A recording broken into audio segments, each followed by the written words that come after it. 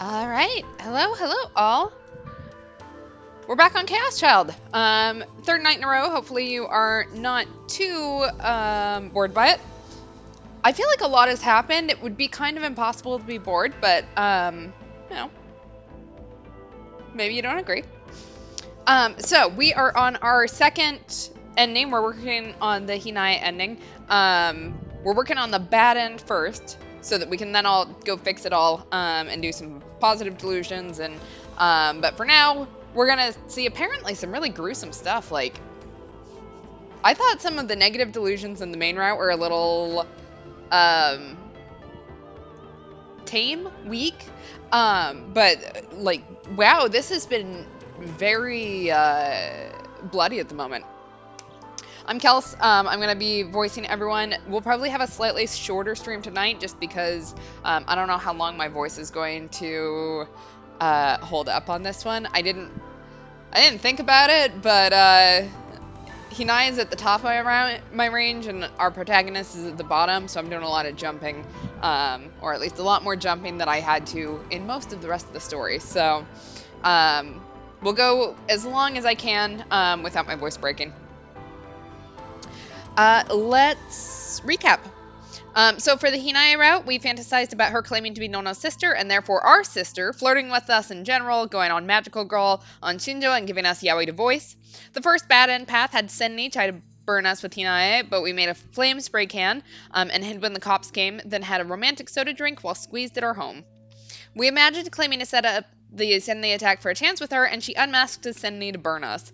Then we learned about her happiness being defined by her family, especially her big brother who told her not to lie about being bullied. The skirt flip delusion was caught before it could happen, thank God. I don't... Like, knowing Serika could read our mind the whole time, like... Some of these things that we did... I'm now a little uncomfortable by, I'm not gonna lie. Hinae befriended Hazuki and dodged a social outing with the other girls. Yeah, I might adjust the voices. We'll see who all is in the rest of the cast as well. So if because I'm noticing that like my Nono and Serika and Hazuki are all kind of merging together. So no one really has really distinct voices at the moment except for our protagonist Nito, but that's okay. So we'll see who all's involved, and I may end up adjusting one of the voices, but let's get started.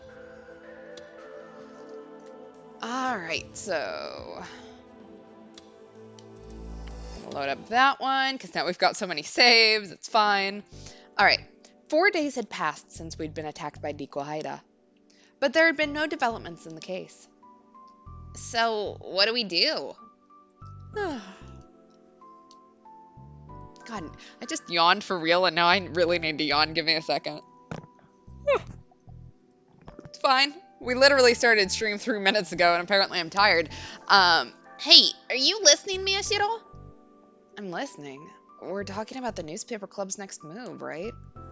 Sheesh, if you're listening, then say something. You're just staring out the window and yawning like you're bored. I was bored. It had been a month and a half since the Don't Look at Me case. So much had happened, and then everything had suddenly come to a halt. I wasn't sure how to handle all this peace and quiet. Part of me was hoping that there'd be some new development, and part of me was thinking that maybe this was just how it was going to come to an end. Well, you've got your promise with the Empress. Maybe there's not much you can do about it. That's not it. Just with nothing happening, there's nothing we can do.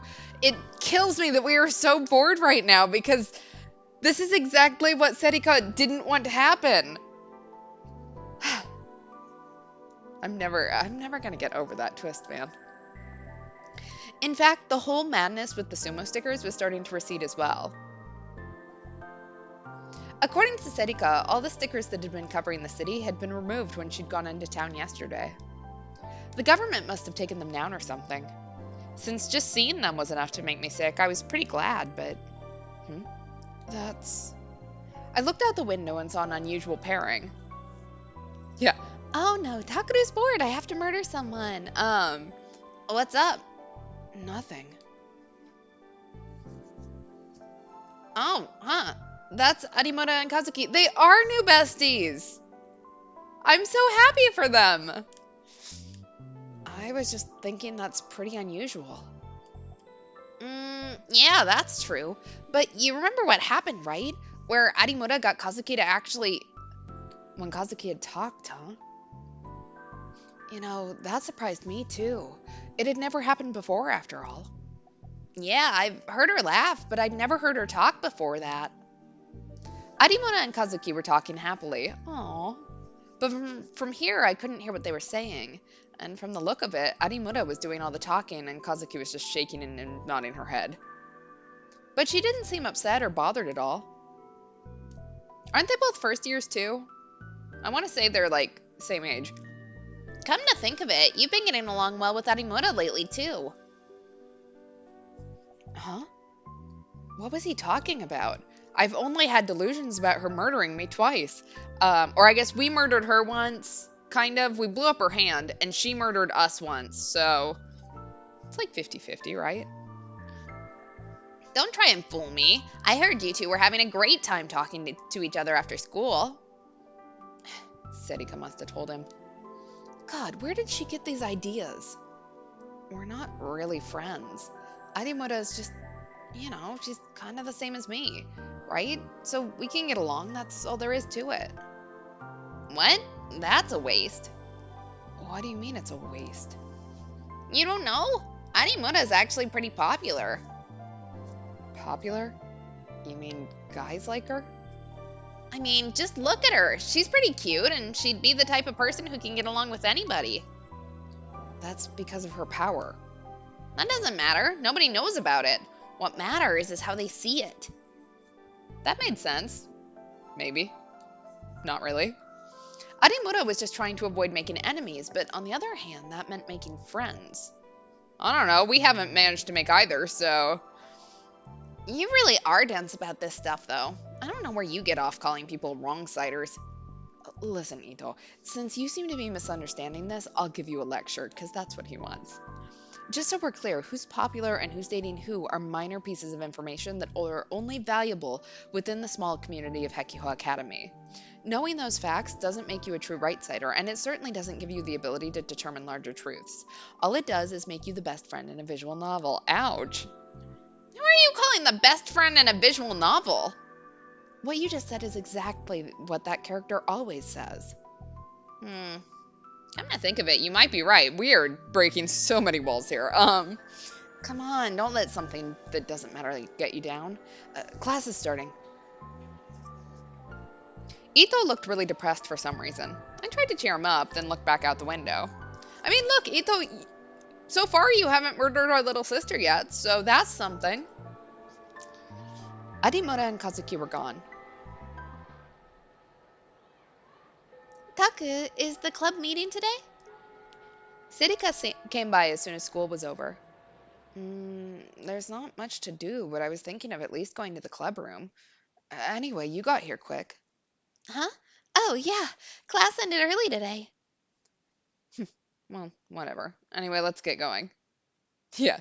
Come on, Ito. You only exist to make me look good by comparison. Poor Ito. I do actually really like Ito, so. Ciao! Now it was Arimura's turn to barge in. She opened the door, energetic as ever. I love how the music changes to like peak little otome,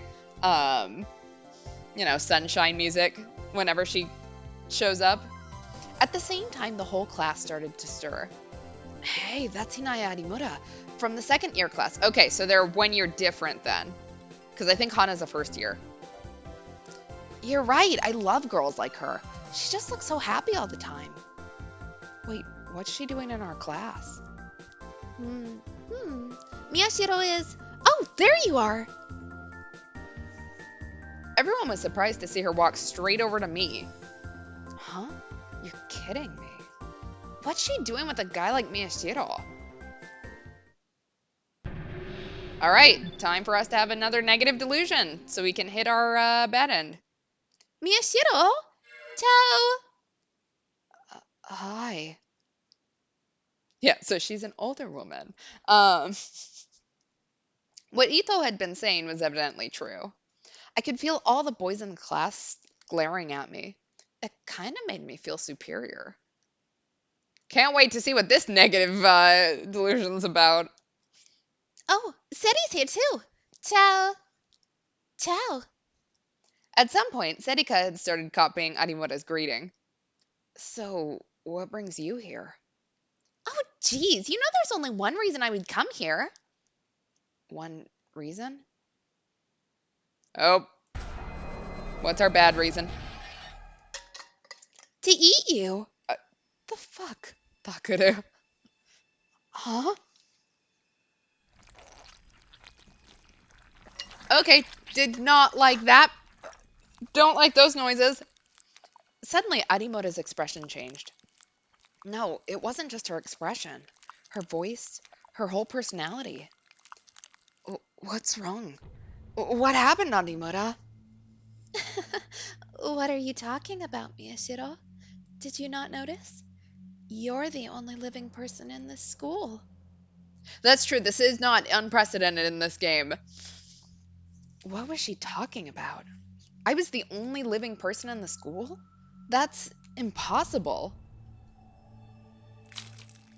Taku, I'm hungry. Let me eat your soft guts. Onoe? Kurusu? What's gotten into you guys?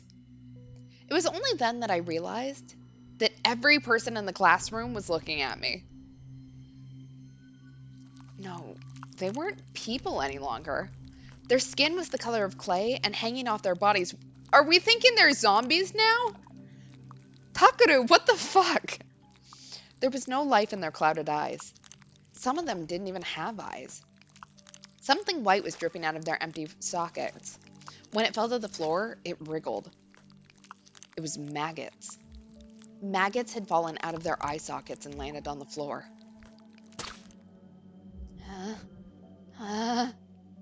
One took a step or two forward, and even that small impact was enough for his arm to snap off and fall to the floor. But the living dead didn't care. Slowly, one step at a time, they got closer to me. Some of them were dragging something rope-like behind them. I looked closer and saw that it was their intestines. They were dragging their guts along the floor as they walked. Taku. I was surrounded by an army of corpses. The stench was enough to make me vomit on the spot. Taku. I looked up and saw that Arimura and Kurisu were staring down at me with lifeless eyes. Miyashiro. Huh? I shoved my hands forward and felt something slippery on my palm. My hands had broken the skin on Arimura's arms, revealing the yellow fat and rotting flesh beneath. Arimura stared at her ripped arm and slowly laughed.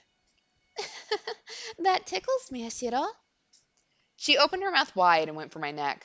Ah!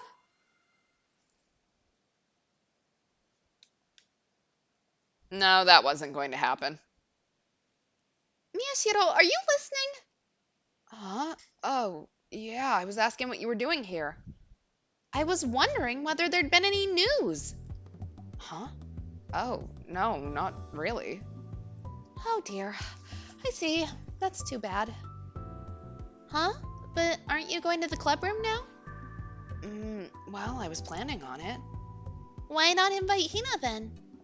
Huh? You'll be bored by yourself, won't you?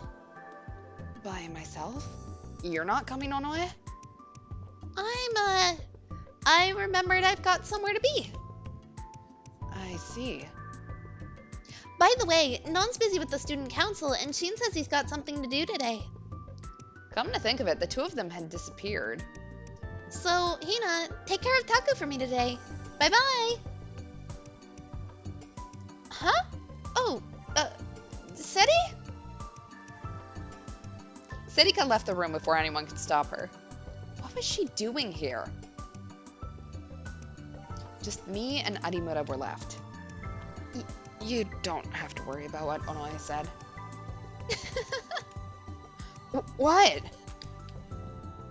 Did you forget about my power, Miyashiro? What was she talking about? Well, you'd probably be lonely in there by yourself. I guess I can come too. Wait, I wouldn't be lonely, and I didn't ask you to come. Or did I actually think I'd be lonely there by myself? No, but that's... Right, I get it. Okay, let's go. Adimura wrapped her arm around mine and dragged me out of the classroom before I could protest any further. Seeing the jealousy in the other boys' eyes made me feel kinda good. Huh? But aren't you going to the clubroom now? When I got to the clubroom, I was surprised to see that someone was already there. Oh, Hannah, you're here. Kazuki was playing her game like always. When she saw us, she nodded slightly. What are you up to? SO2 again? Mm, is SO2 really that fun? Hmm, I see. Maybe I'll give it a try. Wait, you're kidding me. Kazuki smiled? I'd seen her laugh when she found something funny on the night we'd stayed over for the school festival, but I'd never seen her smile so happily. Actually, she'd been talking to Adimura yesterday, too. Hey, when did you two get so close? When? You know the answer to that, right? Just recently. We got to talking and realized that we really got along, right? Hmm. Maybe since Kazuki didn't talk, it was easier for them to get along? Maybe they made a pretty good pair. So, what do you guys usually talk about? Nothing special. What happened at school or our private lives? Our pasts. Hmm? It looked like Adimura's expression clouded for just a second. Well, does it really matter? Let's talk about the case. I got a call from the detective last night. Did he find something new? Nothing. The police are really useless when it counts, aren't they? I see. From what Shinjo had told Adimura, the underground facility at AH Tokyo General had totally disappeared. That in itself was a big development, but it also meant that all of our clues were gone. And then there was that Uki Yamazoe girl. They were looking after her at that Frisia place, but all she did was cry. They couldn't get any information out of her, or even get her to explain who she was. Since Adimura had brought it up, I was hoping there'd be some new development. I felt a little let down. But that doesn't mean it's a good idea to start looking around in your own Miyashiro. And your power, you aren't using it, are you? You don't need to tell me that. Things were calming down, and we hadn't been attacked since then. But that didn't mean the case was over. Looks like you're telling the truth. I'll give you a pat on the head. Yay. I knocked Adimura's hand away. Boom. Stop it. There'd be no point in lying over something like this. But I figured I had to bring it up anyway. I don't want that happening to anyone else I know. By that, she was probably referring to Kakita. Kakita was investigating the Gigglomaniacs, she'd said. He'd suspected that some huge organization was involved, but whether they were responsible for the crimes or if it was all that Riko Haida person, I didn't know. Either way, it was probably a good idea not to do anything until I knew. I know, I love a good head pat, like, Takuru, you're lame. Anyway, shouldn't you give us a way to get a hold of you? Without a phone, if something happens, I won't be able to get a hold of you. We're in this together, right? In this together, huh? What's wrong? Nothing. But yeah, you're right. I do need to get one soon. I couldn't stay without a phone forever. Without one, I couldn't call for help if I needed it. All right, let's go shopping. On Sunday, it's settled. Huh? You don't just get to decide that. And why Sunday? Because it'll be a good way to relax, and it'll be fun, right? Fun? Wait, are you coming too? I need to relax once in a while, you know? Why not go with your friends then? If by friends you mean the girls I hang out with all the time, then absolutely not. Why? It's not fun. Yeah, it probably wasn't a lot of fun if you knew when the people you were talking to were lying to you. Wait. Does that mean if you're with me, it's fun? You know about my power. That actually makes things a lot easier on me. She was right. I couldn't lie if she could tell when I was doing it, and even if I did, I wouldn't be able to keep it up. That was exactly how I was acting around her right now. But didn't that mean that she could have fun with anybody who knew about her power? Then why don't we invite Onoe? Oh god, we're stupid. Suddenly I felt a light impact on the back of my head. Ow! Good job, Hana. I turned around and saw that Kazuki had given me a chop to the back of the head. Yeah, it's fun because you're so easy to read that I don't even need psychic powers. Hey, what was that for? Oh, so that's it. I get it. You want to come too, right, Oh my god. Oh my god. Takuru. Those cool cat press have gone completely unused. I'm seeing this already. Ow, ow! What was going on? So, you're telling me not to invite Onoe? Okay, maybe Kurisu or Ito. Oh my god. Kazuki's raised fist landed straight on top of my head. Evidently, she didn't want me to invite anyone. All right, that's it then. We'll meet in front of the statue of Hachi at noon on Sunday. Adios, gracias. Uh-huh. Arimura. Bow. Both Arimura and Kazuki had vanished before I had a chance to stop them. Hana's the best wingman I've ever seen, so... Sunday in front of the Hachi statue. I didn't really have any plans. I wanted to see if the sumo stickers were gone too, so I didn't mind going. But shopping? Just the two of us? That sounded like... a date. A date? Maybe. Oh my god, we're stupid.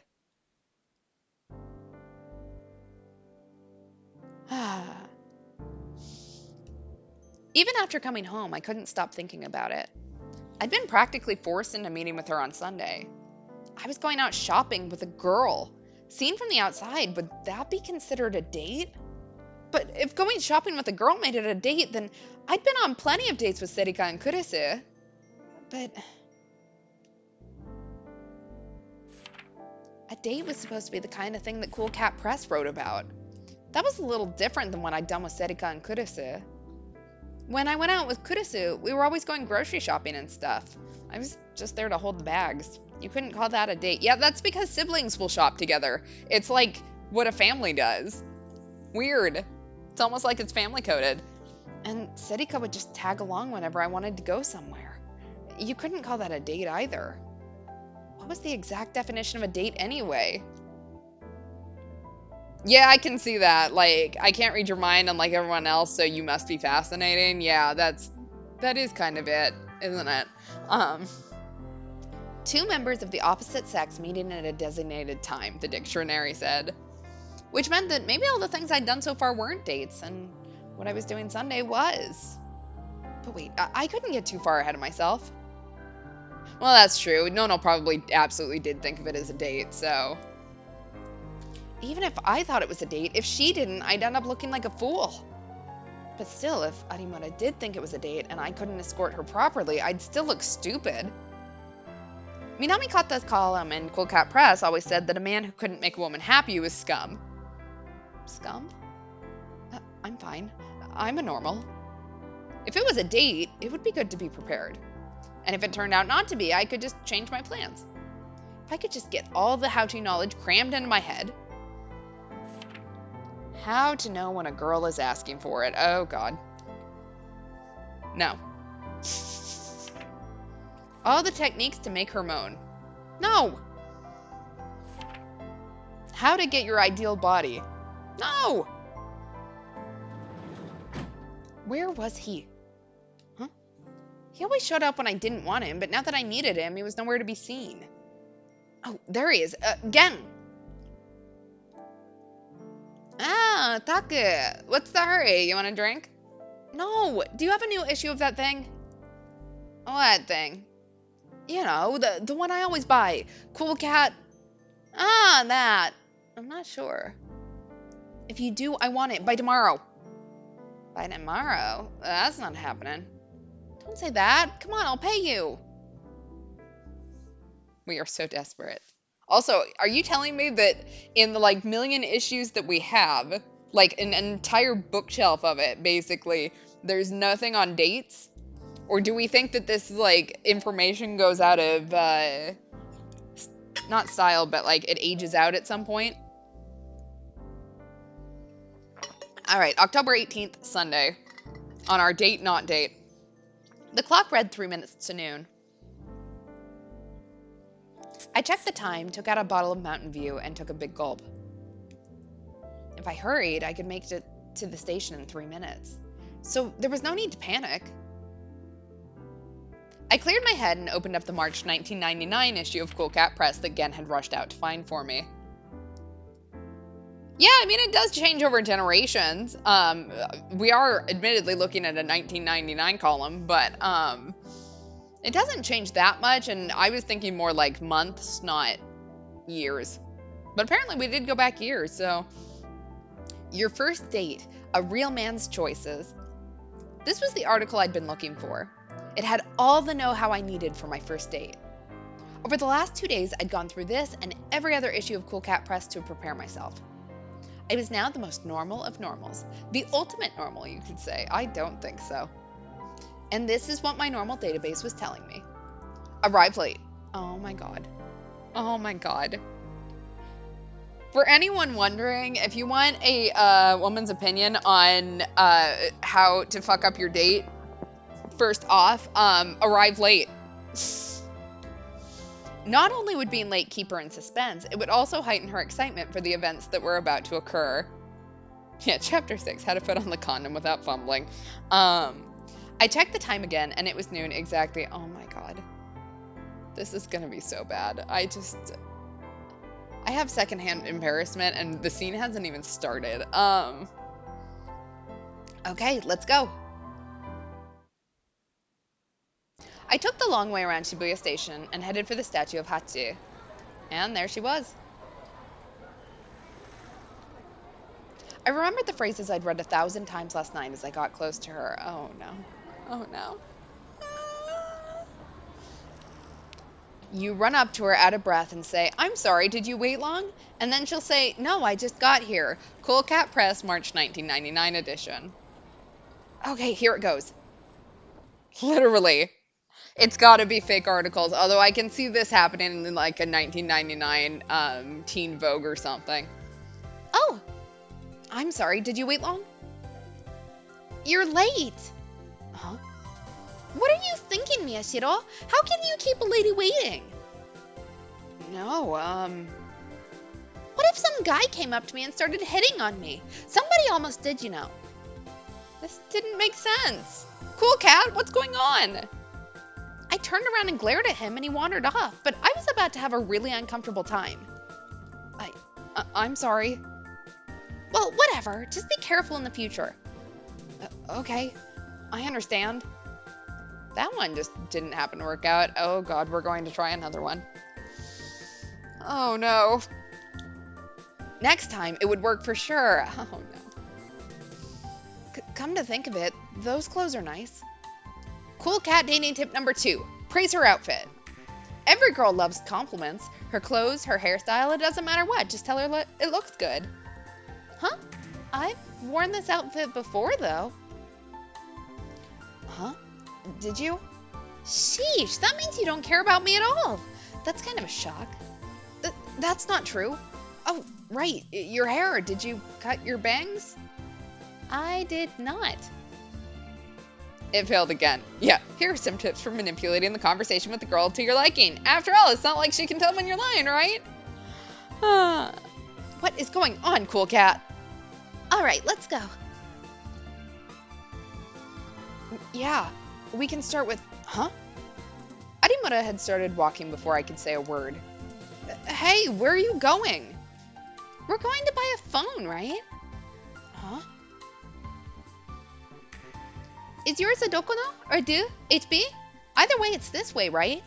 Alright, HB Fictional is short for Hard Bump, a Japanese wireless phone company. Famous for their marketing strategies and ability to dominate the public discourse, as well as the white dog character in their commercials. Do is a Japanese wireless phone company. Their phones have been popular since before the days of smartphones for their unique designs and functionality, and they have many dedicated fans. And Dokono, I think I actually read this wrong the first time and called it the actual name, which is Docomo. So sorry if you got confused. A Japanese cellular phone company. They got their start with the pager business and are Japan's largest and oldest cellular carrier, famous for their mushroom-shaped mascot. Or do you maybe use a cheap SIM-free terminal? Then, All right, so at most large cellular phone companies, a SIM, subscriber identity module, the module that links a certain phone number to a certain phone, is locked so that a single SIM can only be used with a single phone. A SIM-free phone, however, does not have this lock on it. Since a single SIM-free phone can be used with multiple SIMs and thus multiple phone numbers, it allows you to use your phone outside of your home company. Your home country. Oh, no, this way's right. I see. Let's go then. Arimura nodded and started walking again. That's right. I'd been so focused on the word date that I'd forgotten why I'd originally come here. It didn't take too long at all to get a new smartphone. Once I picked out the phone and re-registered my number, I was able to pull most of my old data off the cloud.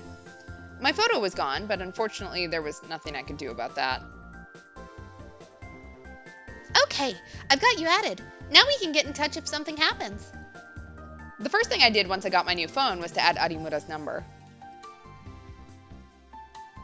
The problem was what to do now. I'd accomplished my goal for the day, but I couldn't just let all the know-how I'd built up on how to be a normal go to waste. Why? It didn't help you. First, I needed to confirm that she didn't have any other plans. Arimura, so after this? So what do we do now? Oh. We've still got plenty of time, right? It would just be a waste to go home, wouldn't it? That's right. If you don't mind, we could probably go somewhere after this. Arimura spoke up before I could finish. All right, what should we do? I'm getting a little hungry, so why don't we go eat somewhere?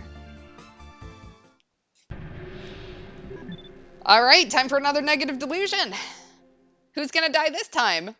That's right. This was perfect. I'd had my eyes on a couple of restaurants just in case this happened. At times like this, it was important to pick a place that a girl would like. Are there restaurants that girls don't like? Like, I don't know about any of the rest of you, but I like pretty much any kind of food, so I'll eat just about anything. That was what a normal boy had to be able to do. The problem is that there were just too many good options to choose from. There was the time to consider, the location, and the weather and temperature. Cool Cat had insisted that I take all of these into account. All right, let's have ourselves a bad trigger. I need to decide on someplace appropriate for a date. A normal is capable of making decisions when he needs to.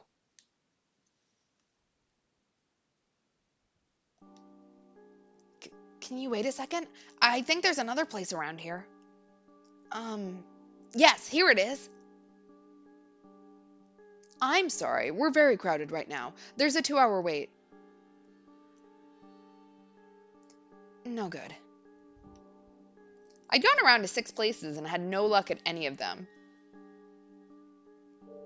Yeah, exactly. Like, everyone has stuff that they don't like to eat. Like, that's one thing. But yeah, it's generally not, like, men food versus lady food.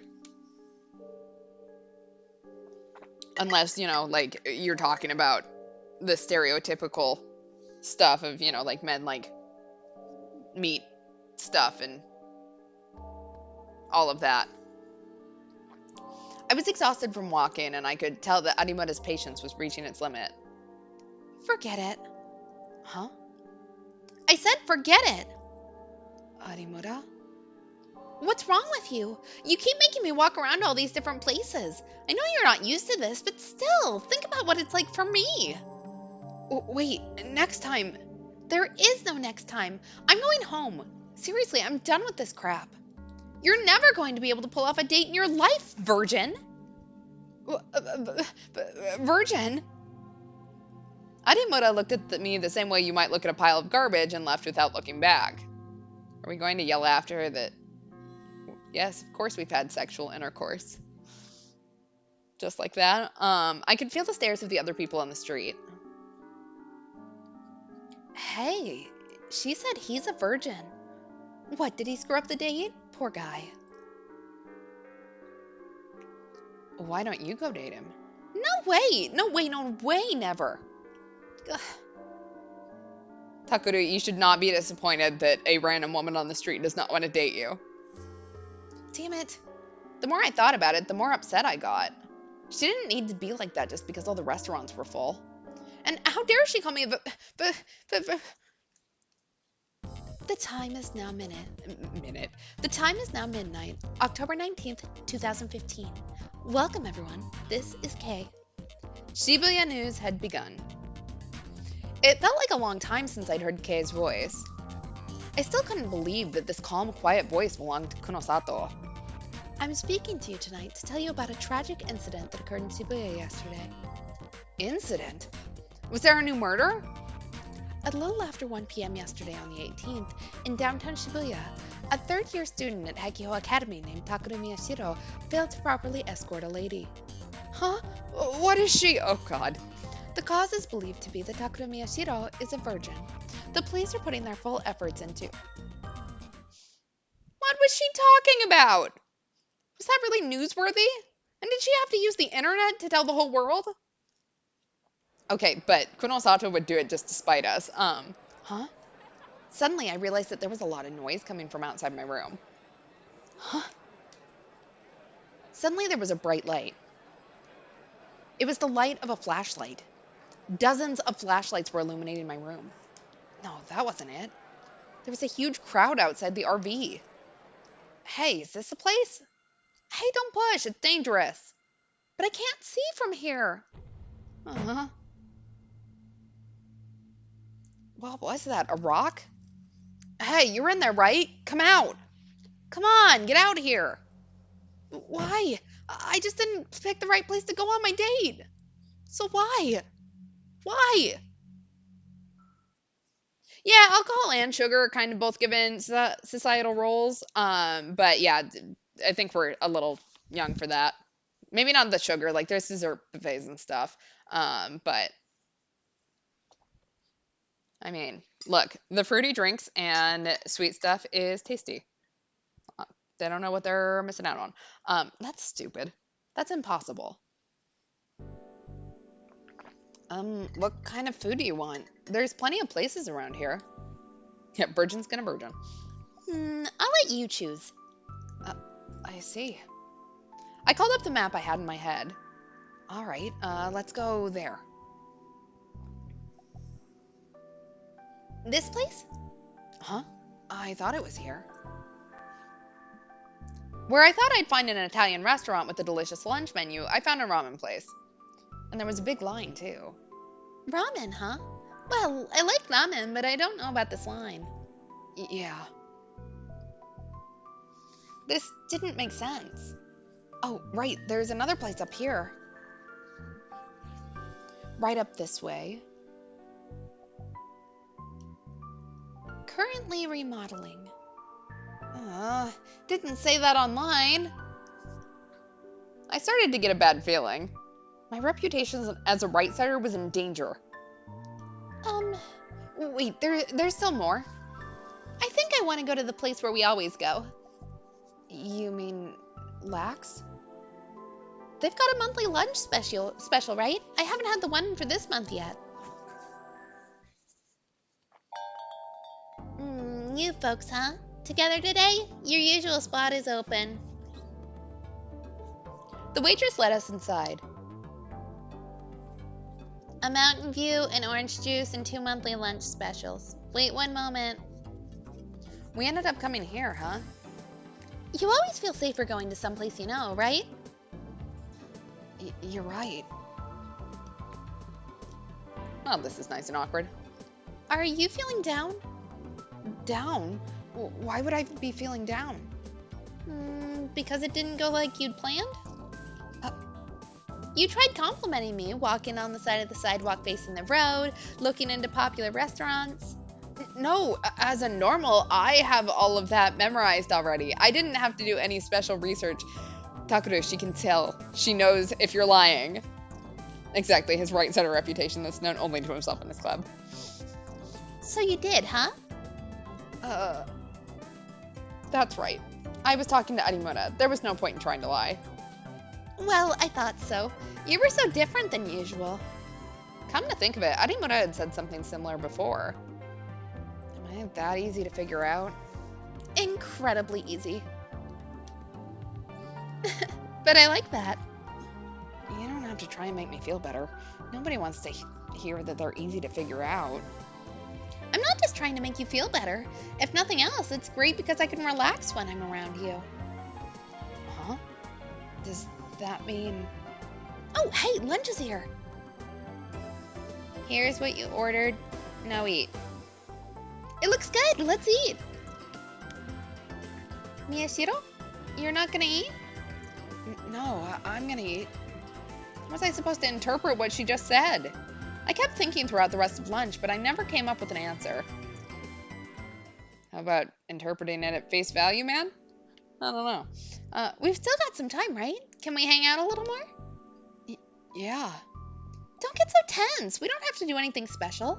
We can just be natural. Natural. And so I ended up walking around the city of Shibuya with Arimura without doing a single item on my date plan. Hey, that's kind of cute, isn't it? Was there any point in just wandering around with no plans or goals? I wasn't sure, but... What kind of clothes do you like, Miyashiro?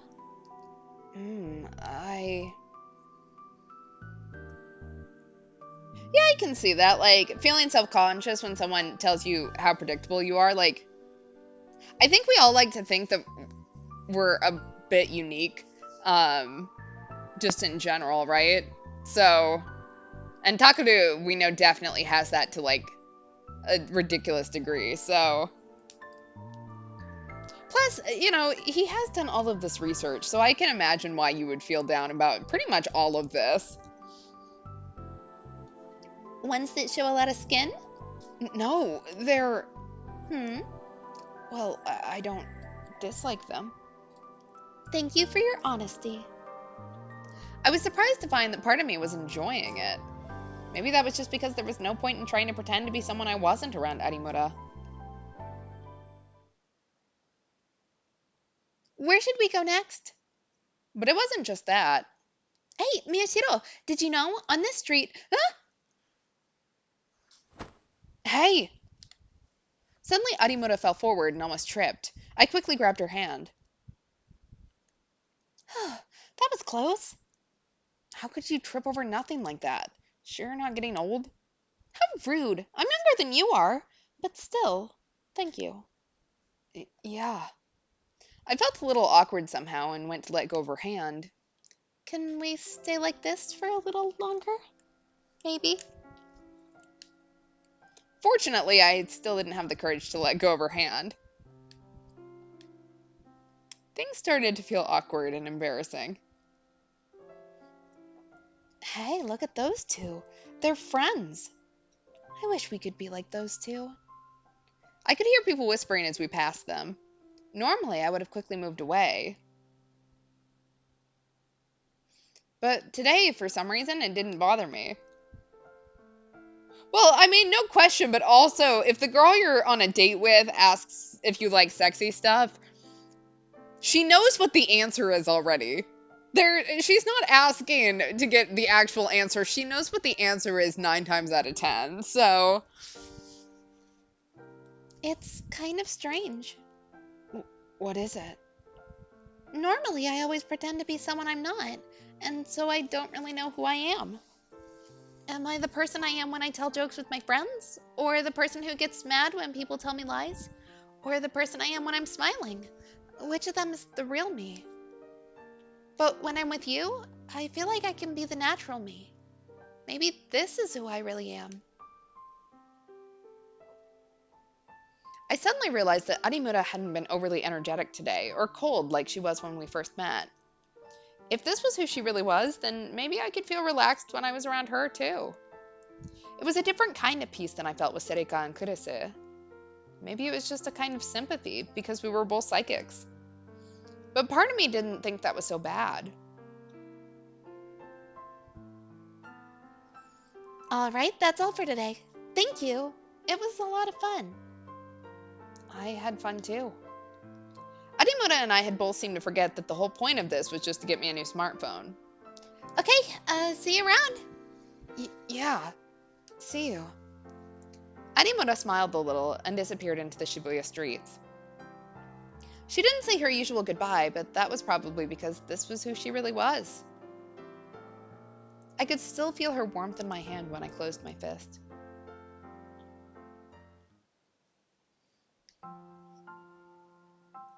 Hinae Arimura said her goodbye and walked a little while before turning back. She could see Takeru Miyashiro standing in the crowd. What she just told Takeru was how she really felt. Until now, whenever she'd been talking to a friend or to a boy, she'd always pretended to be someone she wasn't. It was the same with her uncle's family, who she was staying with. Her uncle and his wife were basically good people, but she knew that at times they felt sick of her. Sometimes other people's feelings could be like a knife in your heart. And when they were good people, that only made it worse when you found out they didn't really mean what they said. Hinae had been dealing with that for years. And now, for some reason, when she was with Takeru, she felt better. Of course, she hadn't felt that way when she'd met him at first. She hadn't liked him at all, in fact. He was a coward and a smart aleck. That first impression was probably right. But she could feel something delicate within him that went beyond all that. She might have seen a piece of herself in him. Oh, absolutely. Like, Hinae saved this date 100%. To the point that I kind of am guessing that she faked that, tripping so we could hold hands. It's like oldest trick in the shoujo handbook. The way he panicked or tried to force himself to pretend that he was calm. She found herself laughing when she remembered that, and she laughed when she saw herself laughing. To Arimura, these were all new experiences. She should have been exhausted from all the walking she'd done today, but strangely, her steps were light and quick. So, that's why she was sure that someone else had done it. Huh? Just as she went to go down the stairs, she felt a small impact on her back. 2 hands. By the time she realized she was in danger, she'd already missed a step. Ah! The world spun. She could see the sky. There was a dull pain in her arms and legs, and she could hear someone running away. It took a while for her to realize that someone had pushed her. It wasn't a prank. Someone had tried to kill her. 2008. Hinae, what's wrong? You're not going to eat? Oh my, I made all your favorites today. What's wrong, Hina? You're not feeling well? No, I'm fine. Let's eat. I know, you have a boy you like. Huh? What? Is that true? You know, when that happens, you always have trouble eating, right? Hinae, tell me about him. Is he a good boy? What's his family like? What does his dad do? Oh, come on, honey. You act like they're planning on getting married. It's not like that. Isn't she like 8? You're right. I'm sorry. Your dad forgot himself for a moment there. Oh, honey. But I do hope that someday Hina meets a nice man, just like I met you. Yeah, you're right. Mom and Dad were smiling gently, like always. Nothing had changed.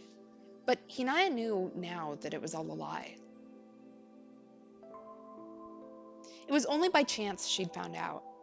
On her way back from a school trip, the bus had been stopped at a light. She'd looked out the window and seen someone who looked like her mom. At first, she thought that she must be mistaken. She had to be wrong, because the woman that looked like her mom was walking down the street arm in arm with a young man.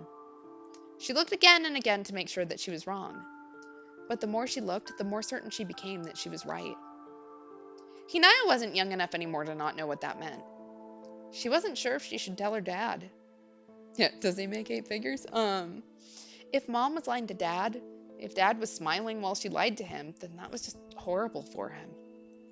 But she was wrong. Dad was cheating too. Brother, there's something I want to talk to you about. Hina, what's up? Hinae was still young to keep her parents' problems to herself. The only person she could rely on was her big brother Shingo. She told her brother everything about mom, about dad. Of course, he'd be shocked, at least that's what she thought. So she was totally surprised by his next words. I see. So you found out too, huh? Huh? Her brother knew. Her brother was the one who taught her not to lie, but he'd been lying to her too. It felt like a terrible betrayal to her. Everyone was lying. Everything around her was built on a lie. Hinae wanted the truth. But what was the truth? She was too young to know. But there was one thing she did know. Her brother had been hurt too. He'd been suffering alone, keeping a secret that he couldn't share with anyone. From that day on, the only truth she had was her bond with her brother. They were siblings, sharing the same pain. That bond was what kept her going. Hinae became even more dependent on her brother, and her brother responded by coming to love her even more. When Hinae was just a year or two from graduating elementary school, her brother said to her, "Once I graduate, I'm leaving this house. You should come with me." From that day on, those words were what kept Hinae going. Her bond with her brother and her hopes of escaping her parents' lies. And that became her new future and her truth. But 6 years ago, on that day, that dream was destroyed. There was a dazzling light and a great shaking, and she found herself buried in the rubble.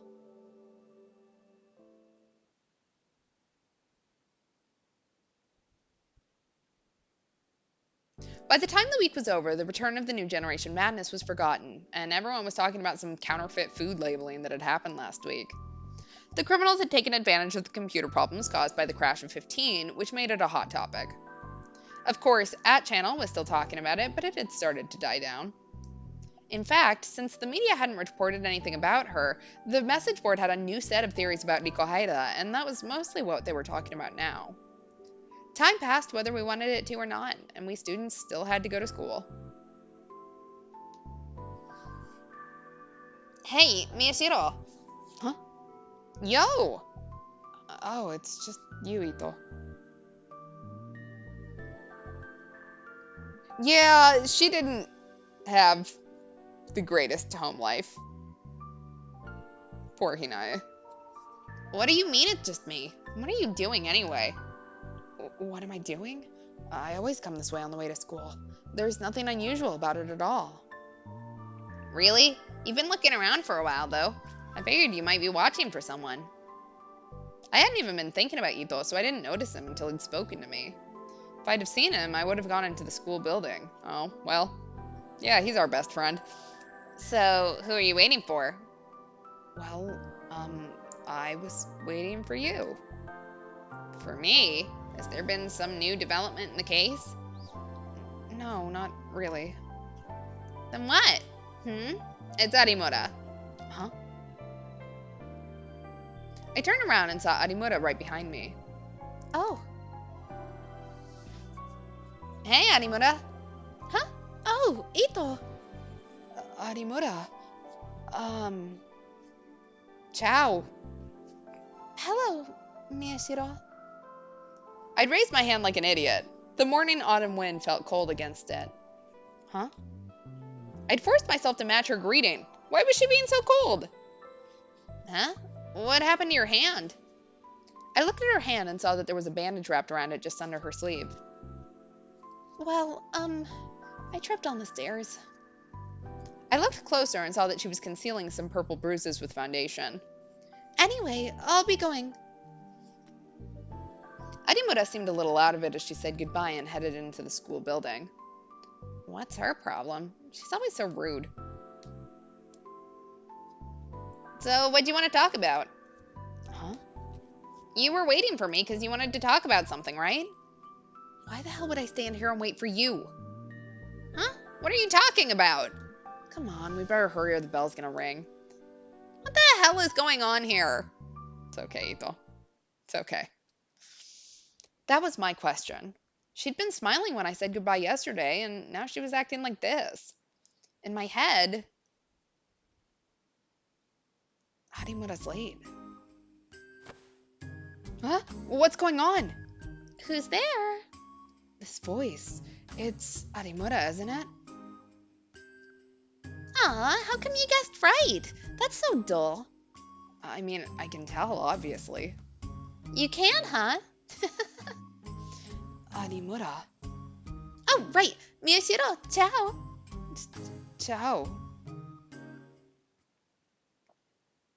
That's how it was supposed to go. Nothing negative was supposed to happen. And instead, she's acted like that. I don't get girls. Ah! I almost leapt up when I heard a sudden yell. Well, what's wrong, Takuru? Oh, it's just you, Kurusu. Don't scare me like that. I'm the one who got scared. What were you just talking about? Oh no, I must have been talking to myself. No, that was nothing. Oh, there you are, Taku. Okay, well, between the two of them, they're gonna get it out. I felt a bad premonition. Setika's timing was a little too perfect. Oh, right. I'd better be going. Hey, I heard you went on a date with Hinae yesterday. A date? Is she talking about Arimura? Takuru, did you go on a date with Arimura? Oh, we're gonna break Nono's heart. Yeah, I'm gonna get a blindfold over your eyes and you can pretend I'm Nono when we do it. Crap, now I had a real problem. No, forget that. How did you know, Onoe? Because I saw it. You saw it? You saw us together? Yeah. Oh, wait, Takuru? That means you really went on a date with Arimura, doesn't it? It wasn't a date. We just went downtown together. That's what they call a date, right? This was awkward. Even if we weren't related by blood, who knew that having your family find out about your dating life would feel so awkward? So, how'd it go? What did you wear? Where did you go? What did you do? Did it go well? Whoa, no, calm down. But it's Takuru going on a date. As his big sister, I'm worried. For one thing, it's a heck of a lot better than following all those gloomy news stories all the time. Don't you think so, Serika? If that's what Taku wants. What was going on here? I knew the girls liked to talk about romance, but I didn't think they'd like to talk about it this much. So, Taku, how'd it go? How'd it go? We just hung out for a while. That's no good. You can't just hang out. It's rude to Arimura. Neither Serika nor I were sure how to handle Kurusu's excitement. And then suddenly she spun around. Oh, right, I have to get going. Kurusu, where are you going? I have to go see Arimura and properly introduce myself as her boyfriend's sister. Oh, God. Wait, it's way too early for that. That's right, Non. You need to set a date for that stuff. That's not right either. Anyway, we just went to buy a phone and then we walked around for a bit. Yeah. How was the date? How badly did you screw it up? Look, Serika wanted gossip. Nono is planning our wedding at this point, so... Really? Really? So please don't get any weird ideas. I see. Why did she look so disappointed? Wait, Non, why are you so desperate? Because if Takuru has something fun to do, he might stop chasing that weird case, right? Oh, so that's it. Of course that's not all. I have a better reason, too. A better reason? It's because, Arimura's kind of in a similar place to us. A similar place? What do you mean? You didn't know? Her parents are alive, but her apartment collapsed during the earthquake and her brother... Her brother? The one that was friends with Kakita? Now her parents both live a little bit outside of Tokyo. She lives with some relatives nearby and goes to school from their home. But I heard from a girl who went to the same elementary school as her that she really loved her brother. And after he died, she got really depressed. I had no idea that Arimura had a past like that. It's not that I'm feeling sympathetic. I just want her to hang in there too. She suddenly grabbed me by the hands and looked straight into my eyes. If there's something you want advice on, come to me, okay? Got it? Yeah. Her demeanor was so overwhelming that I almost took a step back. And don't get any ideas about going after the case again. Got it? Fine. When I nodded, she smiled, satisfied, and finally left to go to class. Wow, none really scared me. It's your fault for bringing it up in the first place. Huh? Is it? It is. But Taku, are you sure there's nothing between you and Hina? No, there isn't. Taku? At least not from what I'd seen this morning. That's right. It was stupid to get so excited just because I'd gone to hang out with a girl. We'd just gone shopping together. If I got excited and started obsessing over dating and girlfriends, I'd be no different than half the idiots in this school. He's not like other boys. I wasn't like those wrong-siders who spent every minute of the day thinking of girls. I spent most of my day gathering information. And I felt bad for Kurisu, but I was starting to get a little bored with this situation. Everybody seemed to think that the arrest of Nico Haida meant that the case was winding down, but I couldn't be sure that it was over. If Haida was responsible for all the murders, then why did she have to kill all those people? Was it just because they were psychics? Or was she working for some organization? And how had she killed them? Why didn't she use her pyrokinesis? There were still tons of questions. I didn't have time to obsess over every little thing some girl did. Which meant that I had work to do. I had to go over the case again. If I was the head of a journalism club, I needed to act like a journalist. Right. I opened the door to the club room, ready to get started. Oh, tell me, Ashiro.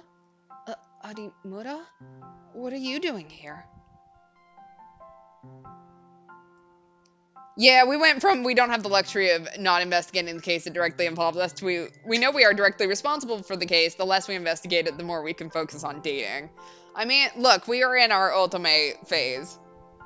We want some shoujo magic here with this man that wouldn't know what a date was if it peed in his face. I was waiting for you, of course. I figured I could meet you if I came here. You came to meet me? Yeah. I see. Huh? No, no! I just told myself that I didn't have time to waste on girls. I'm sorry about this morning. I was thinking about something and I got distracted. I was pretty rude, wasn't I? No, not really. No, there was no point in lying to Arimura. A little, yeah. You're right, but I had a good reason. A reason? Well, I said I got hurt, right? Arimura rubbed the skin just above her knees and winced a little. I could still see a bandage under her sleeve. It didn't look that bad, but maybe she was worse off than she looked. You tripped on a staircase? You're okay, right? Yeah, I wasn't hurt that badly, but it feels like someone pushed me. Pushed you? You mean pushed you down the stairs? Who? Oh, no, it just kind of felt that way, so I can't be sure. But it was bothering me, so I was really distracted this morning. I'm sorry. So, what about after you were pushed? You weren't attacked or anything? That's right. I just fell down the stairs, and when I looked up, no one was there. I see. If someone did push her, then who? Could it have something to do with the case? But compared to the other cases, that would be pretty sloppy. Was it just chance then? Or maybe she'd been mistaken. Anyway, I'm leaving. Arimura picked up her bag and started to walk to the door. Huh? You're leaving? That's right. I just wanted to apologize for this morning. Oh. If you want, I can stay a little longer, maybe. Huh?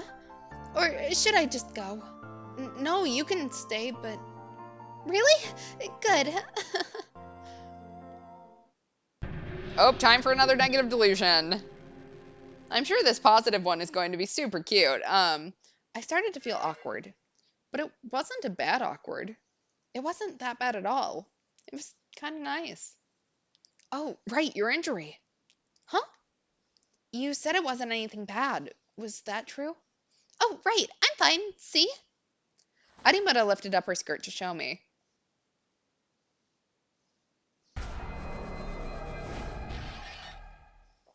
I went to take a closer look. And the next moment,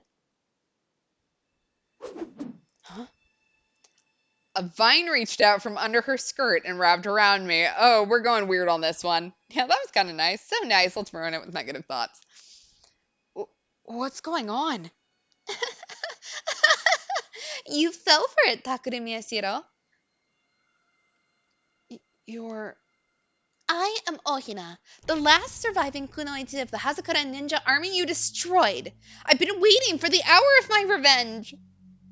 The Hazakura ninja army? So you sealed your own memories to forget, huh? That must have been nice. I forgot? Suddenly, there was a splitting pain in my head, and I saw a strange vision. Huh? An old mountain village, rising smoke, falling men and women, and a laughing man. Me. What was this? Do you remember now? Those are your memories. You destroyed our village all by yourself. Yeah, I've seen enough hentai to know where this is going. And now it is time for me to have my revenge.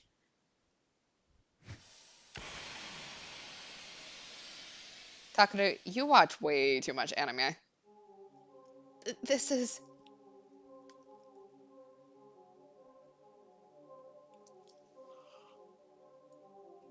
Adimura's body suddenly went blurry before splitting into several copies. Hazakura ninja magic, clone technique. Now, which is the real me? Can you tell? Vines sprang forth from all directions and wrapped around my neck. And then.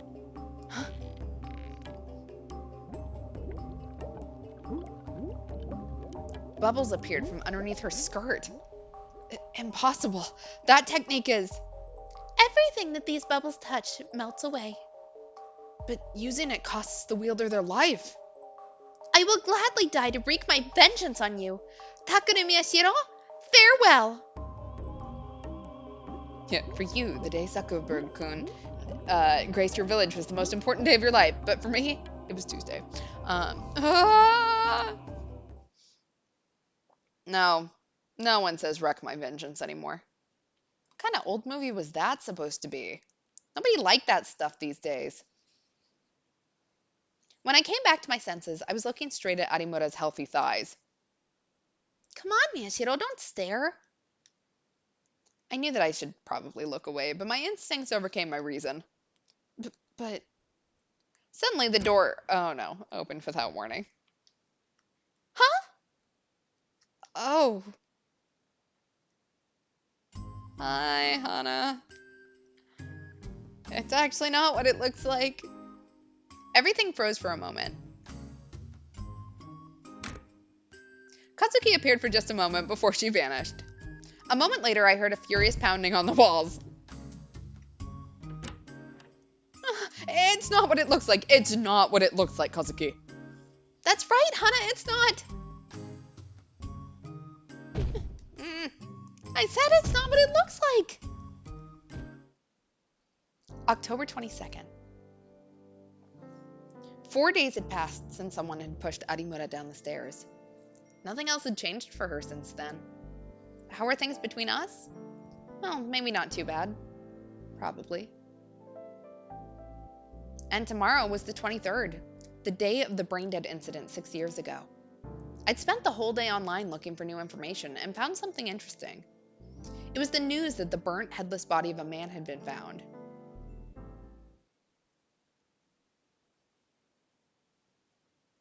You're really going? If you don't want to come, you don't have to. Arimura's expression was clouded, but she shook her head.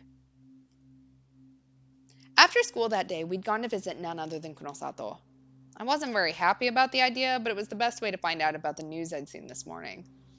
Of course, Detective Shinjo probably knew more about the case, but he worked for the police. Even if we'd been attacked by Haida earlier, he probably wouldn't be willing to give us the latest information.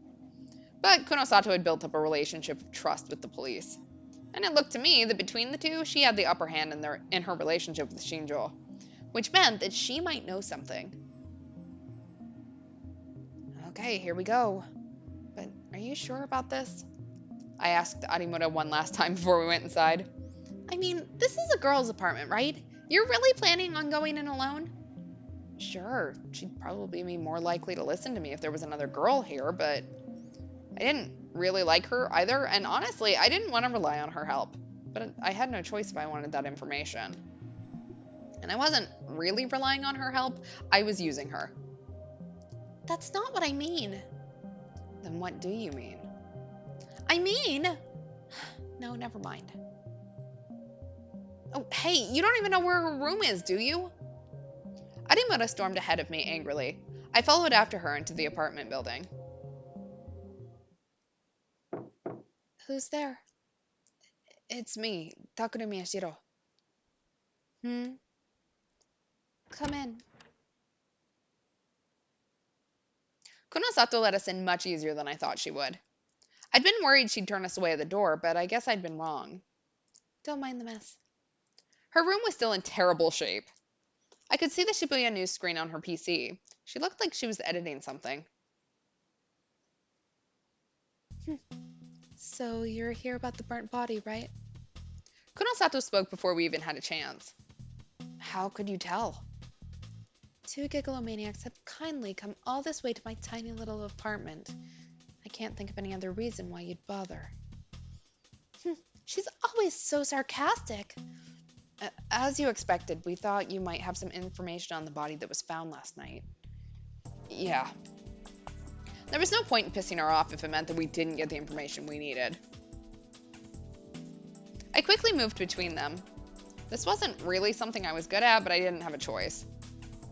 How much do you know? Just what's on the internet. The location was a multi-purpose building in Hatsudai. The victim was a man between his mid-30s and late 50s. He'd been burnt so badly his body had turned to ash, and the police had no idea who he was. They were working to ID him. That much had been announced this morning. I'd looked back over it just in case before I came here, and nothing new had come out. Then that's everything. There's nothing else. Does that mean they've issued a gag order over it? No, the police don't seem to know anything else themselves. The systems are still unstable because of the solar storm last month. When the victim's not from Shibuya, it's hard to get an ID. It's an example of what happens when you rely too much on computer systems. Since Arimura hadn't spoken up, what Kunosato had said was probably true. So what's your take on this, Kunosato? Are you asking whether I think it's related to the return of the new generation madness? Yeah, I suppose I am. I have no duty to answer that question. I figured. I thought she might say that, so I didn't feel surprised or disappointed. But surprisingly, she asked me something instead. Oops.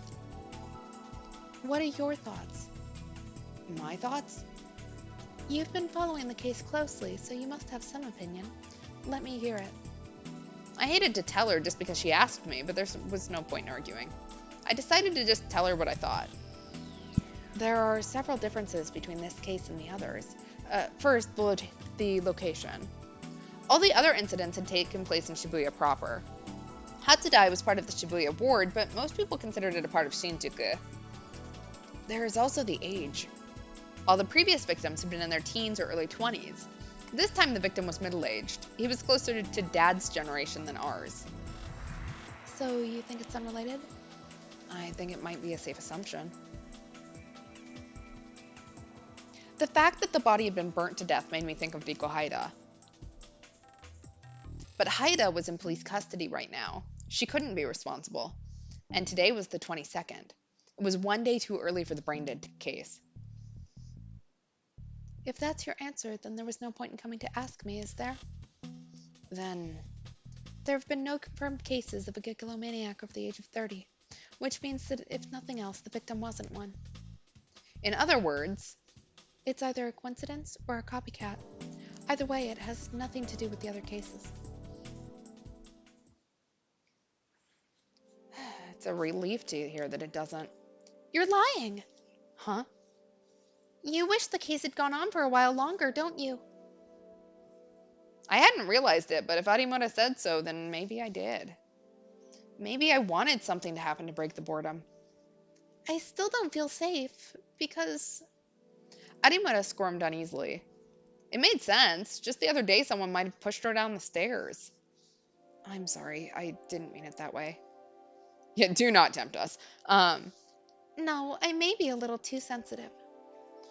um, I'll walk you home. Thanks. Arimura held my hand the whole way back. Her hand felt tiny and very frail. The next day was the 23rd. That was the day of the brain dead incident 6 years ago. Nothing interesting happened in Shibuya that day. November 6th, 2009, Friday. So what's Sarika's game now? Hinae Arimura was in downtown Shibuya when it happened. Her brother's birthday was in a week. What should she get him for a present? She had taken the allowance she'd saved up over the last several months and gone into the city alone. Every year, she and her brother would both celebrate each other's birthdays, just the two of them.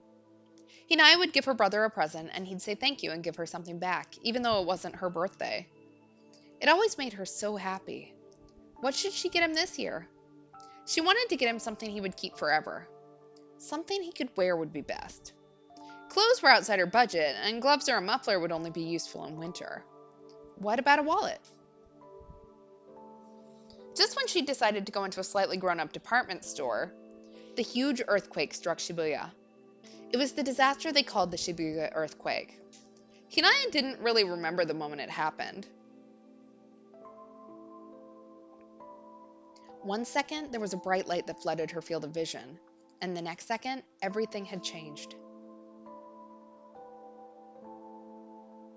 The walls of the buildings had collapsed. The asphalt had split open, and here and there she could hear people moaning in pain. It was like something out of a dream or a nightmare. She didn't know what had happened. She quickly dialed her brother, but not only did he not pick up, she couldn't even hear it ring. Since she had nothing else to do, she decided to head for home. Only when she stood up did she realize she'd been hurt all over. Her knees were cut open, she'd hit her back, she'd scraped her cheeks against the ground. And all of Shibuya was in a panic. The buildings looked like they could fall down at any moment. A car had smashed into a store and was giving off black smoke. Everyone in Shibuya was running to the station in search of a way out. It was hard for tiny little Hina to go against the crowd, and she was almost pushed down many times as she headed for home. She didn't honestly remember how long it took her to get back to the condo where she lived. She just remembered that she felt so tired. But when she saw her condo building, all that exhaustion vanished. The building hadn't collapsed, but it was tilting and looked like it could fall over at any time. The people who'd escaped from inside were standing a good ways away and looking up at it. Some people tried to go inside to get their valuables. Others tried to stop them. She saw her parents there. "Mom, Dad!" Hinae, you're safe." Maybe they'd happened to come home early, or maybe they'd raced over here after the earthquake. Either way, they were injured, but all right. But there was someone missing. Hey, where's brother? She looked around and didn't see him. Where is he? Is he still at school or with a friend?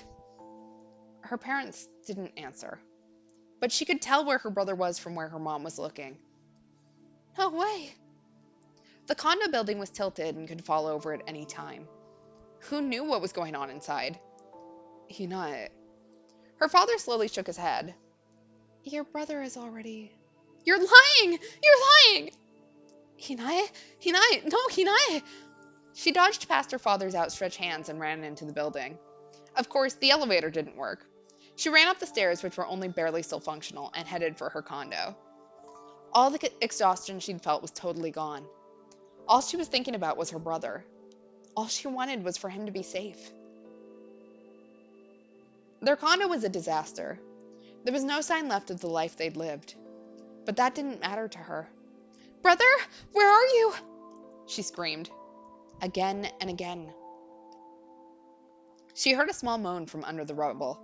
She ran over and saw her brother. Brother! He was alive. Hina, I'm so glad you're safe.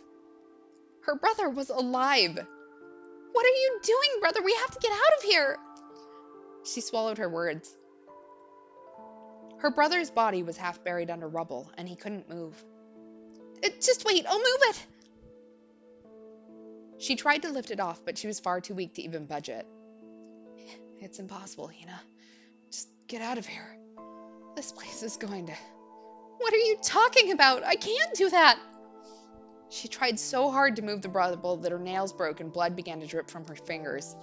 But she still kept trying. You're all I have. You're my only brother. Well, that you know about. But, her mom and dad had betrayed her. The one bond she had, the one truth she had was her brother. It was the one thing that kept her going. But... I'm sorry, Hina. That's not right.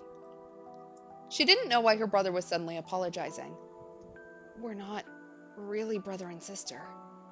You and I aren't really brother and sister. It was a sudden confession. What was he talking about? They weren't brother and sister? Well, now possibly not the only brother she legally has. Or the only brother she doesn't legally have? I don't know how you phrase that one in English, but yeah. What did he mean? He kept talking even though Hina didn't understand what he was saying. Hina, you aren't Mom and Dad's daughter. Your father is another man.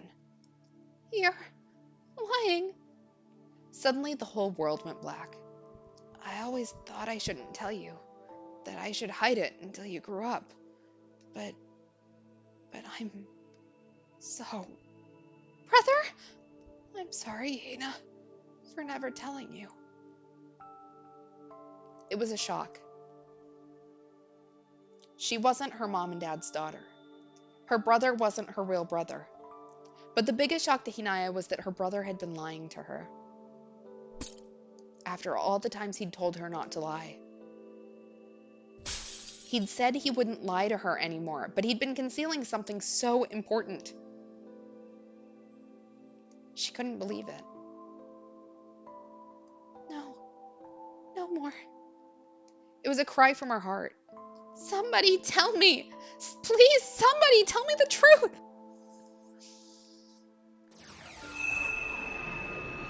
And then she saw something in the corner of her eye. It was twisted and beautiful. It was like some kind of enchanting creature, but cold like something inorganic. Something like a sword.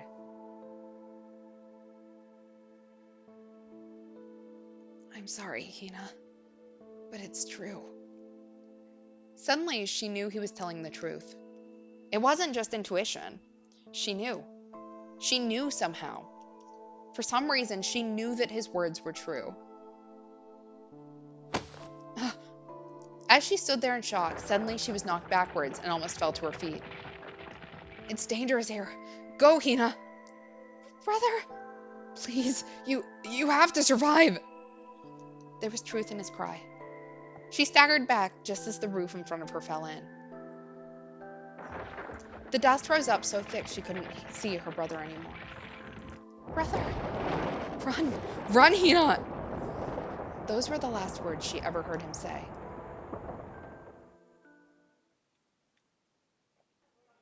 October 26th, 2015, Monday. Hey, did you hear? I did. It's a girl from Class D, right? I was in her class my first year and... The whole school was talking about a new incident that had taken place. As you all know, there's been a new incident. And the victim was a second-year student at Hekiho Academy. It was a girl from our school. Because of that, we'd had an emergency assembly this morning. The school staff was busy dealing with the second big incident after the Watabe case, and most classes were study halls. They should have just made it a half day, but since the media were outside, they kept us until the full day was over. It was only after school that we were able to have our meeting. Here's what we knew about the case. According to the police announcement, the murder took place sometimes after 11 p.m. last night. Shibuya was always pretty busy, even at that hour, but the area where the murder took place was isolated and at times could be almost empty. The cause of death was blood loss. The victim had been stabbed multiple times with a sharp blade, and the area around her was said to be a sea of blood. What's your take on this? Like always, Ito was the first to answer. You mean, do we think it's part of the return of the New Generation Madness murders? That and any other thoughts you have. If you're asking whether it's related, it clearly isn't. Why do you think so? Because it's the wrong day, for one thing. And the method is too ordinary. It's not bizarre at all. Kazuki was actually involved in the conversation for once. She nodded in agreement, but Kurusu shook her head. What are you talking about? Stabbing someone with multiple times with a knife is plenty bizarre. No, that's true, but I mean more, like, what were they going for with it? Like, the whole atmosphere of the thing? Basically, there's nothing that weird about it. True, it's a lot different than, like, eating your own hand or cutting open your stomach and putting a speaker inside. Right? So I don't think it has anything to do with it. Evidently, everyone agreed with Ito's opinion. Miyashiro, what do you think? I feel the same way you do. Unfortunately, it's probably not related to the other murders. Hey, Takara, what do you mean, unfortunately? Crap, I'd accidentally said what I was thinking.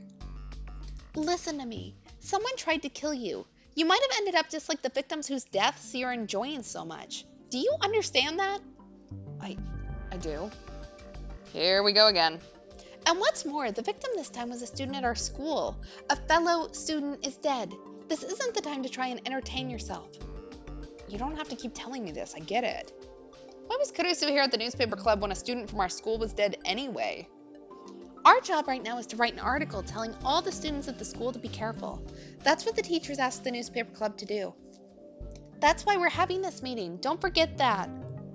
I know that. And... Student Council President Kurusu, please come to the Student Council room immediately. I repeat, Student Council President Kurusu. See, they're calling you. All right. I'll be back later. Don't forget what I said, though.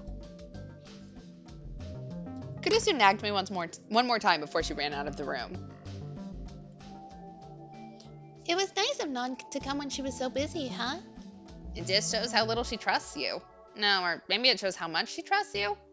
Which is it? Doesn't matter. Let's get back on topic. Thanks to Kurusu's interruptions, I'd forgotten how much we'd covered. Right. The victim was a second-year student here. Arimura, Onoe, did either of you know her?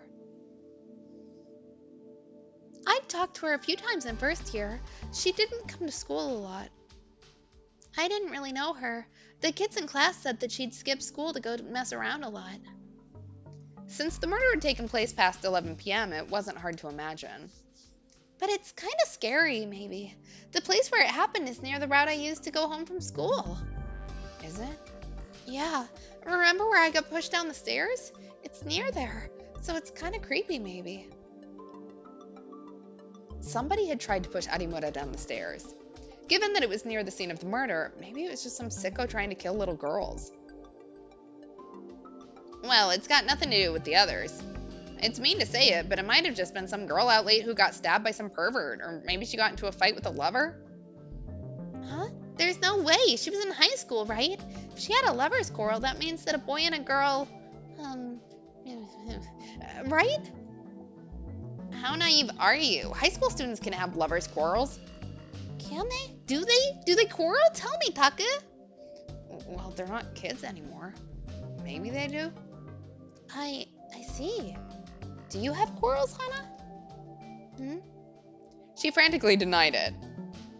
Yeah, that wasn't gonna happen with Kazuki. Anyway, we were getting off track. Still, it's not pleasant hearing that someone from your school got murdered. A student from my school. I mean, look, I'm numb considering the fact that half of our family got murdered last time, so... In that case, this victim was the one who had been closest to us. What did that mean? It's really late. Yeah. Come to think of it, it's almost November. Is the Restoration Festival next week? Yeah. Wait, lovers have quarrels? Takaru, prove it. Quarrel with me. Yeah. Even if this case and the last one had nothing to do with the other murders, I was starting to think that maybe that didn't mean that the return of the New Generation Madness was over. At first, I thought that Nico Haida was responsible for all of them. No, I'd only been convinced of that because of the terror I'd felt after being attacked. But after I'd calmed down, it felt like there were things I couldn't explain if she was doing this on her own. And there was that underground lab, too. If an organization big enough to make something like that lab was involved, Nicole Haida might have just been the tip of the iceberg. Unfortunately, the police hadn't gotten any useful information out of her, so there was no way of knowing if she was connected to something bigger or not. Even if she was responsible, we didn't know why she'd committed her murders on the same day as the New Generation Madness. Was it some kind of message? Was it to make it more sensational? Either way, if there was something bigger behind her, we'd already been a target once. Maybe we couldn't relax just yet. Come on. Huh? Suddenly, someone grabbed both my cheeks, bringing me back to my senses. I've been talking to you for a while now, and you haven't been listening. Oh, sorry. What were we talking about? We were talking about going to the festival together. Oh, yeah. I see.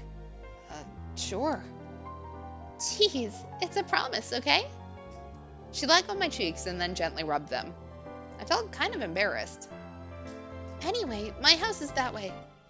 Oh, should I walk you home? There was that murder yesterday, and then that thing with the stairs before it.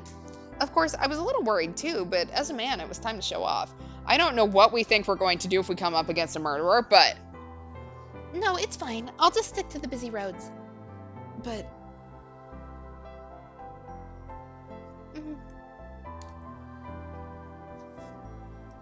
Suddenly, Arimura leaned up, and I felt something soft on my cheek. By the time I realized it was her lips, she'd already pulled away. Aw. Adios, gracias. Before I could say something, she'd smiled, said her goodbye, and vanished into the crowd. I was suddenly overcome by the idea that she was going to vanish forever. I drove the unpleasant thought from my head and headed for home, feeling just a little excited. I could still feel a soft warmth on my cheek. October 26th, 2015. Monday. Oops. Just like she'd promised Takeru, Hinae Arimura stuck to the busy roads on her way back. She remembered Takeru's face when they'd said goodbye. He was probably scared himself, but he was holding it in and pretending to be brave.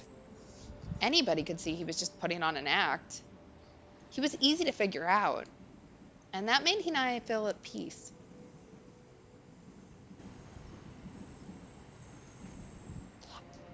Yeah, I would say I don't know that I'll get as invested in it, but because like there's something about this that I kind of have to wonder if she's using us, and maybe it's just because I am suspicious of everyone. I don't know. Everyone was hiding their true feelings, their truth deep within their heart. There was nothing true in this world at all. That's what she'd thought that day. Never tell a lie. Her brother had been the one who taught her that, but he still didn't tell her what was really important. He didn't tell her the truth. So where was the truth? That was the question she'd been grappling with for the last 6 years. Brother. A friend she'd made just recently had asked if she wanted to see her brother. Hinae almost never talked about herself, but she'd been talking about her family. And then her friend had asked her. She didn't know why, but the question had surprised her, and she'd nodded yes. She didn't hate her brother for lying to her. And even if she did, he was gone. Because on that day, she'd left him to die. So instead, she felt guilty toward him. If she could meet him, she wanted to apologize. The crosswalk sign turned red, and Hinae stopped walking. Even at night, Shibuya was crawling with people. With this many people around, she thought it wouldn't be easy for someone to attack her. As soon as the traffic light turned green, the cars started to move. And then... Huh? Someone pushed her hard, and she staggered onto the street. The headlights were bearing down on her before she even had time to think.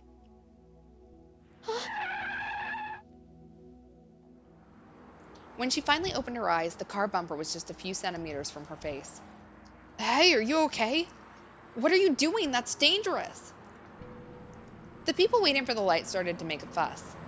The sound of a dozen car horns echoed off the signs of the building. But Hinae didn't hear any of that. She was only looking at one thing. It was the place she'd been standing a moment ago. Just before she'd almost been hit, she'd looked up and seen them.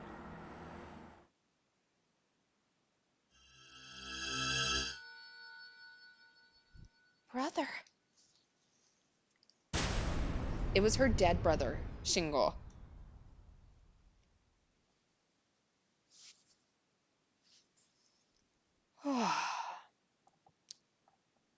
I looked at the clock and it was past 3 a.m. I'd started looking around to see if there was any new information on the case, and the next thing I knew, it was really late. But I didn't end up finding anything new, and as I read, I ended up focusing on something else. It was an article about how a company called Koshin that was involved with the Restoration Festival had put up security cameras all over town and been subject to a lawsuit. The situation had gotten pretty complicated, and by the time I'd finished reading, it was really late. Time for bed, I guess. It wasn't true that caffeine stopped you from getting sleepy. I always drank caffeine before bed, and I was always able to sleep. But when I opened my fridge to get my late night Mountain View, I realized I had a big problem. It's empty. I'd forgotten that I drank my last bottle yesterday. Fine, I guess I'll just have to do without. Or so I thought, but once you found out that you couldn't drink something you wanted to drink, it became an obsession. That's just human nature. Caffeine was addictive. Maybe I was undergoing withdrawal. Oh my god. But the convenience store I'd have to go to in order to get the Mountain View was a bit of a walk from here. Damn it. What, they don't sell it in vending machines? In the end, however, I couldn't defeat my own desires. I went out into the city late at night to get my Mountain View. Thank you very much. After I'd succeeded in purchasing several bottles of Mountain View, I took one and opened it as I stood outside on the sidewalk.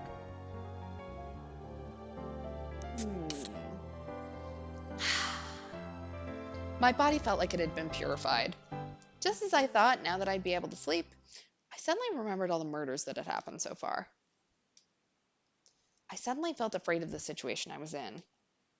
I was in Shibuya, in the middle of the night, in a place that was almost empty at this hour. Huh? Sudden fear gripped me, and I started to run, only to trip on something. Huh? Evidently, I'd run into a trash can. Ow, what's that doing here? There usually wasn't a trash can here. I felt a dull pain where my body had hit the ground. I hadn't been holding the bottle tightly, so the cap on my Mountain View had fallen off and the bottle was leaking. Damn it! I sat up and stretched out my hand to grab the bottle, only to touch something else. What is this? It wasn't a plastic bottle. It was softer, like clay. I slowly looked up. Ah! What I saw made me gasp. It wasn't a trash can. It was a laundry basket with wheels. At first, I thought the thing that fell out from inside was a mannequin or something. It was strangely cold and a little black, but the soft feeling against my skin and the way its eyes were open told me it was no mannequin. It was a dead body. Ah!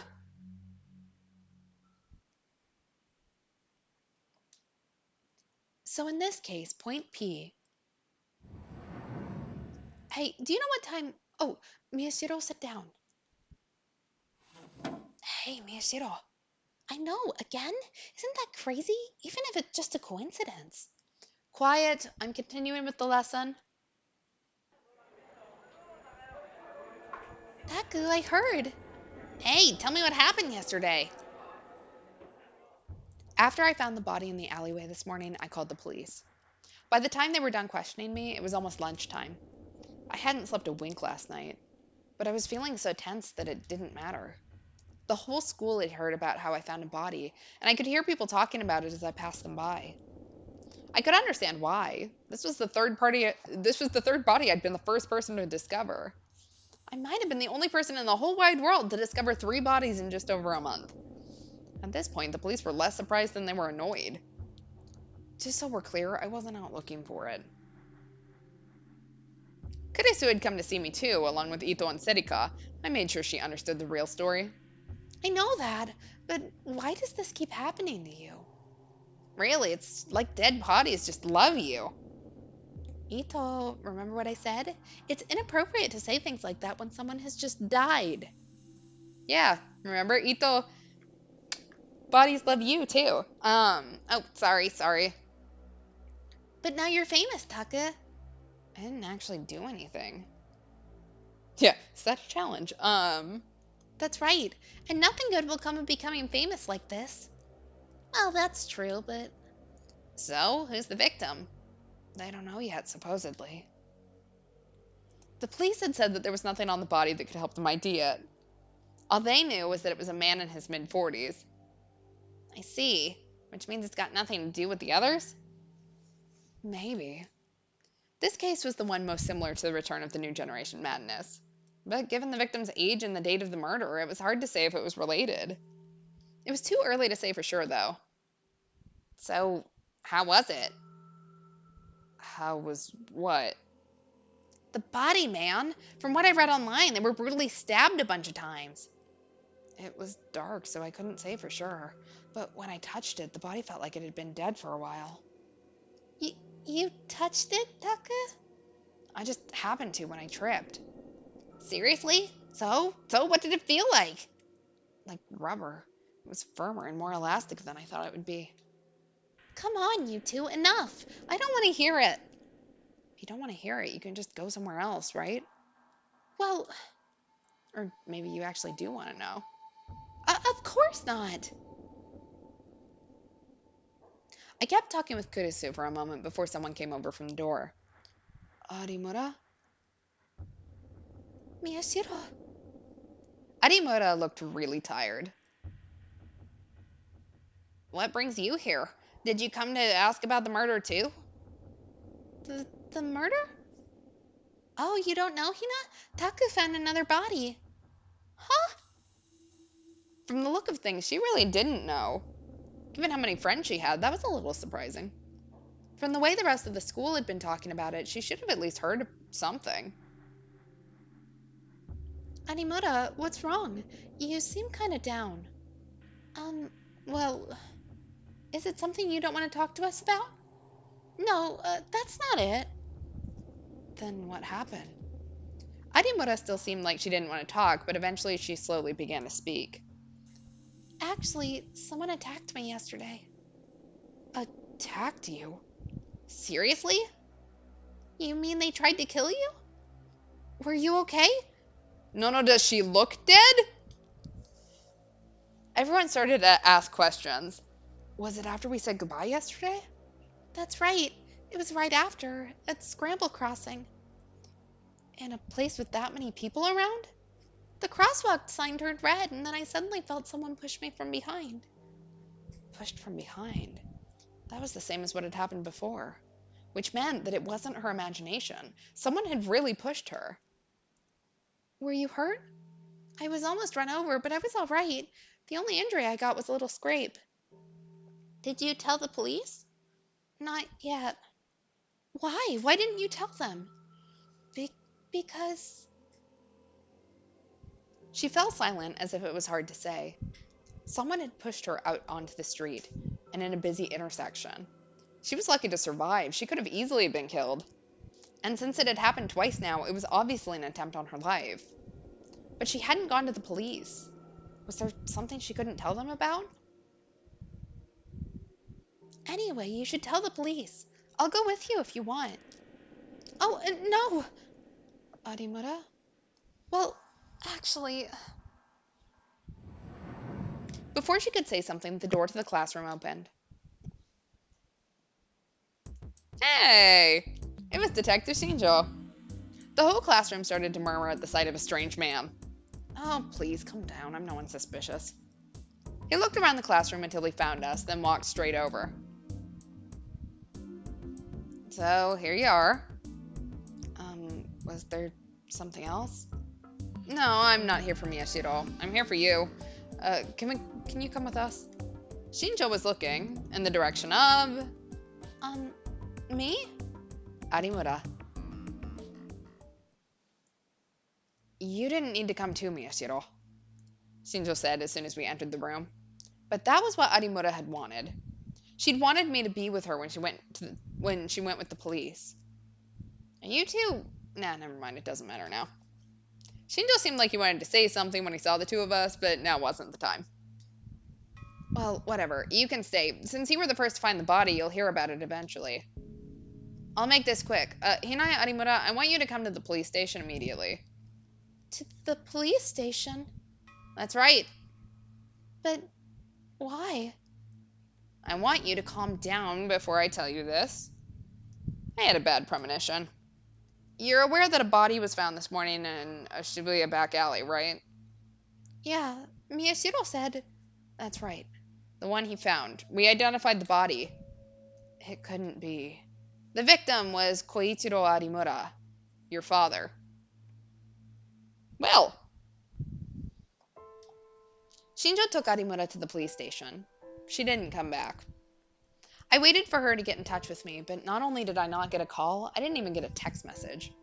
Of course, her father was dead and he'd been horribly murdered. I could understand why. And I had no idea that the body was Arimura's father. Of course, I had no way of knowing. So even if I couldn't help it, I still felt ashamed of having been so excited. I'm sorry, Arimura. Forgive me, I didn't know. Arimura's dad was dead. I'd never met him, but he was the closest I'd been to any of the murder victims. And yesterday was the same day Arimura had said she'd been attacked. What was going on? Was she the next target? But then who?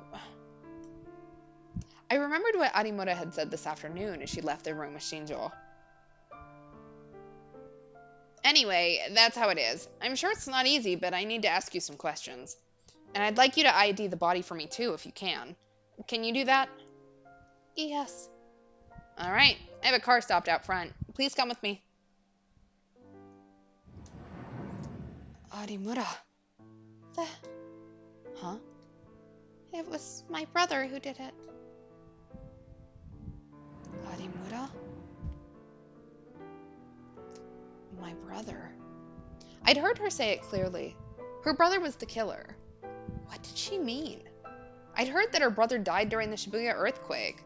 Or did she mean another brother? Or maybe he was actually alive the whole time? The more I thought, the more confused I got. Eventually, I just fell into a restless sleep.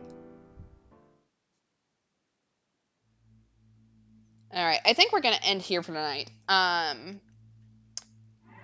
Next stream, Thursday, 10 o'clock Eastern, 7 o'clock Pacific. I have no announcements. So thanks for hanging out with me again.